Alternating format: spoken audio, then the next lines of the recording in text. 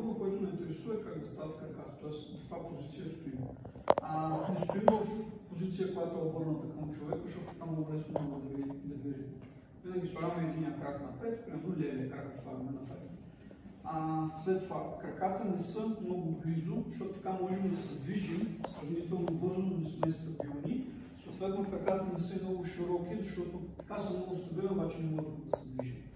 Гледате горе-долу на ширината на раменете, за да мога да имам баланс. Т.е. хем да се движа, хем да съм стабилен. Следващото нещо е ръцете. Ръцете застават пред теб, лактите са леко навътре. Горе-долу задната ръка е на около една педи от гърдите, предната ръка е на около две педи. Горе-долу така прямо се мерят.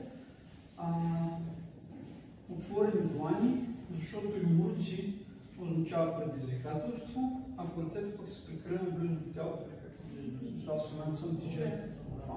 Тоест ръцете трябва да са пред тялото и лактите трябва да са по-прибрани, за да могат да пазят. Ако съм с много отворени лакти, аз ти давам голяма зона, която можеш да удариш или да ритнеш.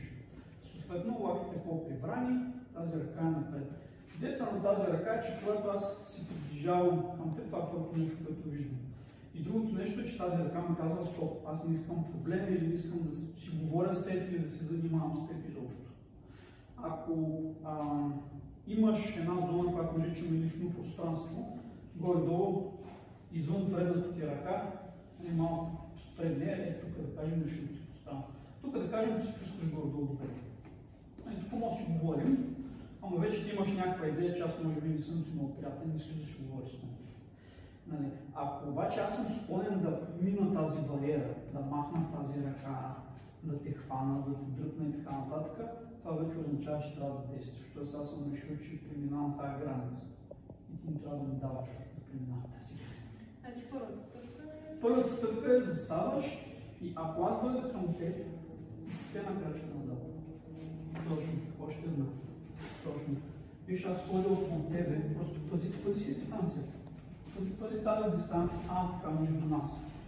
Защото в момента, в който ме дадеш да я скъси, аз ще бутна там на колоната. Вече няма къде да ходиш. Затова първото нещо е как да застанем, как да си сложим ръцете и съответно как да пазим дистанцията. И да е ясно, че ние не искаме проблем. Тоест ние не искаме конфликт и не искаме проблем. Така, това е... Аз съм основни неща. Имам предвид, че всяка една ситуация е много динамична. Тоест аз няма да си говоря това. Аз ако тръгна да свалям, аз ще дойда и това.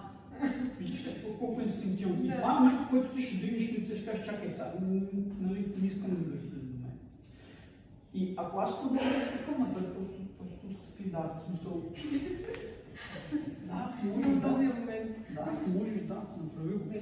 Ако прецениш, пълно, че съм агресивен и съм решил, сега, тогава вече започват с други неща.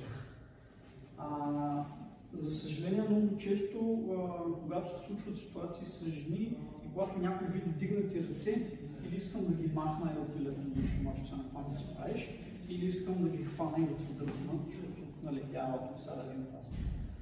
И момента, в който аз мина тази граница и тръгна с физическия контакт, трябва да има реакция от това страна.